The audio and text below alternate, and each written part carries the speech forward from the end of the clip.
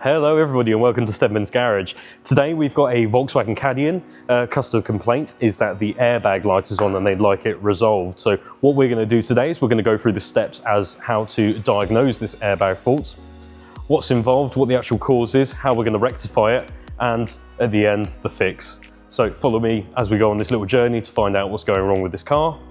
Let's get into it. Right, now what we're going to do is we're going to go into the vehicle and confirm the customer complaint. So what we're going to do is we're going to turn the key on as we watch the dash. And there we can see error airbag warning on the dash. And an oil change. So the equipment we're going to be using today is the VAS module, which is for Otis, which is the manufacturer diagnostic tool that they use for this. So what I'll do is I'll pan over in just a second after we've done a fault code read and we'll see what faults we've got logged.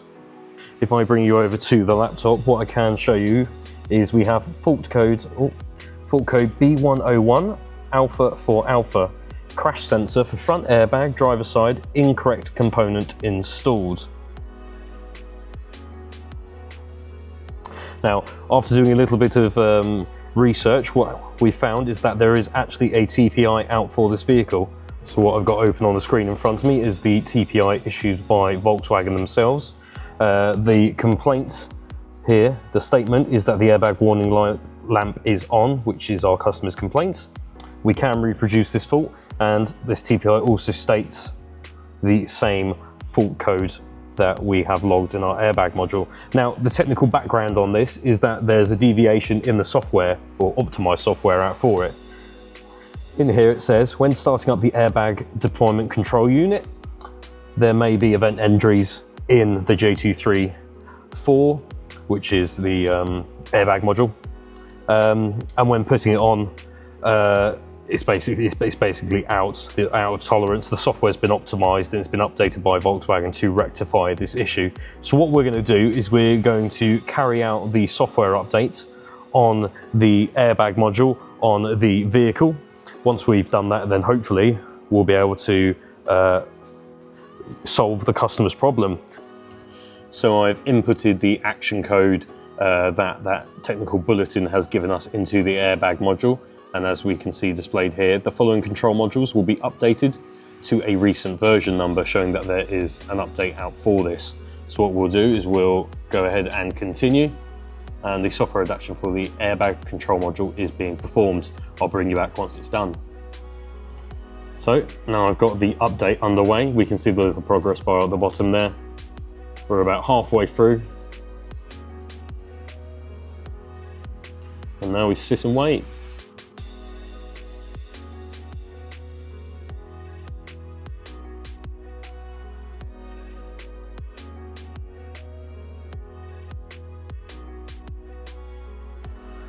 Also important to mention that whenever we're doing coding or we do have the ignition on for extended periods of time, it's always really good practice to have a battery maintainer fitted to the vehicle so that we're not dropping voltages suddenly, especially when we're doing coding on control modules. So that's what we've got fitted there, and more importantly, PPE as well, VPE even. We'd need to protect the vehicle, make sure that it goes back to the customer as they brought it to us.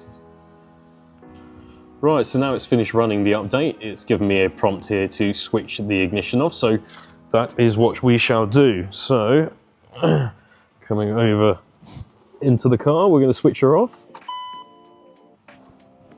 And then what we'll do is we'll come back round and it should prompt us to turn the ignition off in just a second. Switch it back on, shall I say. And the ignition is switched on.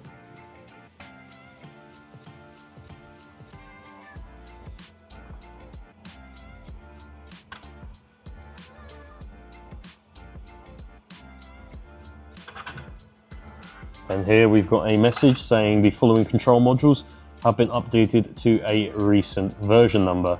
And at the end there we have adaptation calibration okay. So that's great, that's all gone through successfully for us. And now we've finished the coding, what we're going to do is we're going to go straight into the airbag module via self-diagnosis, and we're going to look at the event memory. Now when we go into the event memory, what we'll be able to do is we'll be able to clear the fault codes out, which we'll do here. Do I want to erase the event memory? Yes, I do. So we just have an event code in there saying activation active, nothing to worry about on that front. So what we're going to do is we're going to go round to the inside of the car now.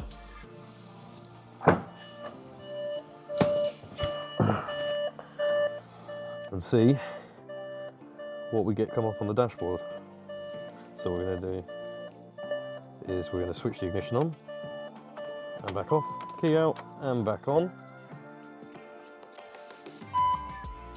So oil change, service due, nothing to worry about. Just showing I've got a couple of doors open, but as we can see, no airbag warning light present. What we're also going to do is we're just going to start the vehicle up. And what is the airbag light? That yellow light down there, which you just see went out, is no longer on. So, lucky enough, this was a nice straightforward one. No airbag light on. Right, so after all of the checks that we've done, it was just as simple as carrying out a software update on the airbag control module. So all we did was follow some basic steps. One is we confirmed the customer complaint. The airbag light was on the dash. Second, we read the fault codes out of the J234, which is the airbag control unit, and it was telling us there was a problem with the crash sensor for the driver's airbag and that it was an incorrect component fitted to the vehicle. Next, what we did is we had a look for some technical bulletins. There was a technical bulletin issued via or from Volkswagen, which stated that there was just optimized software available for this Caddy. So what we've done is we've carried out the software update on the Caddy and the light is no longer on the dash for the customer. So that's all that wanted in the end. What we're going to do now is we're just going to do the paperwork for the car, give it back to the customer, and they can take the van away. Many thanks for watching and I hope you enjoyed.